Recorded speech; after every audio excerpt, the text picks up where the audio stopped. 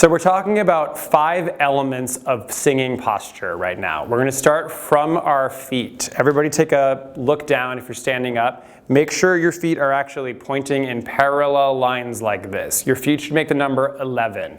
If you are standing like this, you are not in a good posture for singing. Turnout is not a great idea for singing because it actually tightens up your tailbone. You're supposed to be breathing all the way into your lower back. So if you are turned out, you're not going to be able to actually do that. Make sure your feet are hips width apart, which is closer than many people think it is. It's 2 fists. So if you're not sure, look down and make sure you're about 2 fists apart there. This is not cool. That's definitely too wide. So you want to make sure you're actually lined up underneath your body. Your hips are further in than you think they are, so this is actually hips width.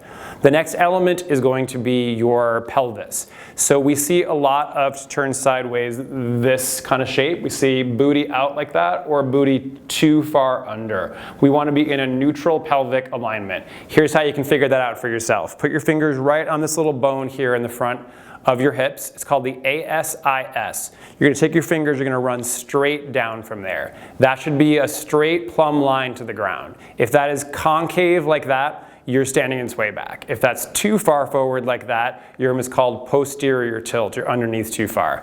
You want that to be a direct line right down like that. Third element has to do with shoulders. So we do not want to see the backs of your hands facing out to the room. This is pronation and internal rotation of our shoulders. That means that we're closing off our chest. So if your backs of your hands are facing out to the world, you are too internally rotated. Your thumbs are supposed to point directly out. So when you're walking around the street this week, check it out. Make sure your thumbs are actually moving forward. A lot of us are stuck like this because of computers and texting. We actually are too internally rotated. So make sure your thumbs are actually pointing out to the world. The fourth element is going to have to do with your hands themselves. They cannot be clenched.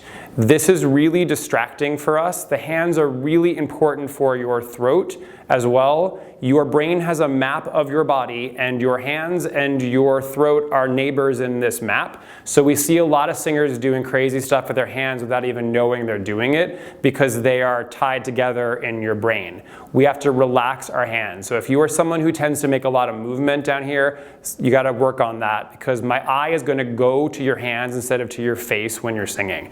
To get out of that, you want to stretch your hands like this, stretch them as strongly as you can, like major jazz hands, and then you're going to release. So if you're a clencher, you're going to do this before you walk in the room. Good hand stretch.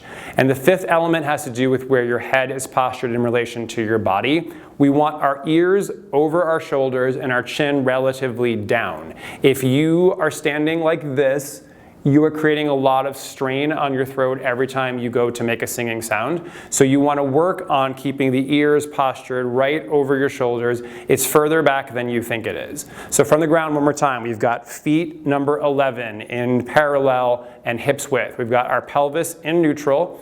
Our shoulders are even, not internally rotated. Our hands are relaxed. Our ears are over our shoulders.